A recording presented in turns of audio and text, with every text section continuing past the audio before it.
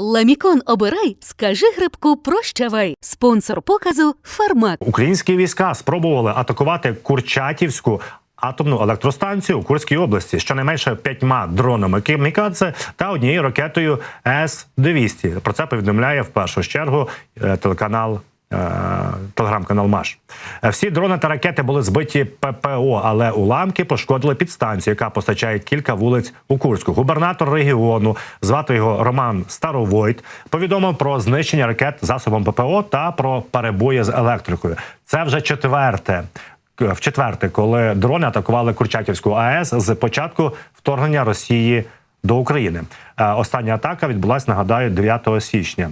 Ну, але це повідомляють, аби ви розуміли, так, інформацію цю з Росії. Тому її треба пильно перевіряти. Тобто, чи дрони летіли, це однозначно, що летіли, тому що ці області ми регулярно б'ємо по критичній інфраструктурі, але точно не по атомній електростанції. Тому що ми прекрасно знаємо, наскільки, власне, це небезпечно. Ну і ми знаємо на власному досвіді, тому що у нас є Запорізька атомна електростанція, де, нагадаю вам, росіяни, і ми вам продемонстрували кадри, тримають, власне, військову техніку, склад боєприпасів, ну, їх нічого не лякає, і в них немає ніяких застережень, мовляв, що це небезпечно на атомній електростанції тримати військову техніку. Це відбувається з перших днів повномасштабного вторгнення, і, відповідно, вони використовують, звісно ж, ангари Запорізької атомної електростанції як прикриття. Ну, зрозуміло, що бити ми по таких об'єктах не можемо, як і по АЕС у Курській області.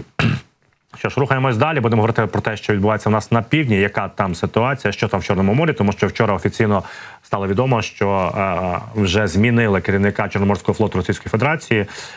Євменов пішов, прийшов новий, такий самий. Давайте більше про це говорити. З нами вже є на зв'язку Наталя Гуменюк, начальниця Об'єднаного координаційного прес-центру Сил оборони Півдня України. Пані Наталю, вітаю, слава Україні!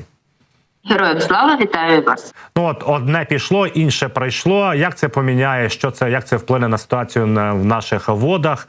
Тому що за інформацією аналітиків Інституту вивчення війни, начебто Путін вирішив все-таки сильніше захищати свій Чорноморський флот. Добре, що хоч хтось знає, що вирішив Путін, тому що інколи здається, що він і сам толком не знає, що він там вирішив, поки йому не доповіли. І доповідають теж з трошки застарілою інформацією. Пам'ятаємо, як це було з кринками.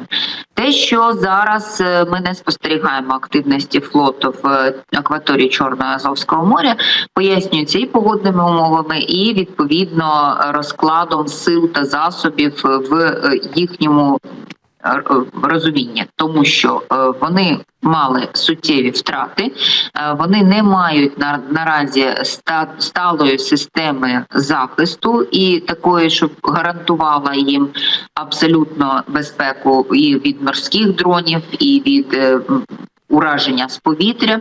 Саме тому, очевидно, перебуваючи в пунктах базування, намагаються облаштувати максимально захищений цей самий пункт. Час від часу бачимо, як патрульні катери виходять для перевірки і відреагування бонових загороджень, які там поставлені. Отже, загального розгортання угруповання корабельного ми не спостерігаємо вже 2 тижні, а ракетоносії не бачимо вже місяць.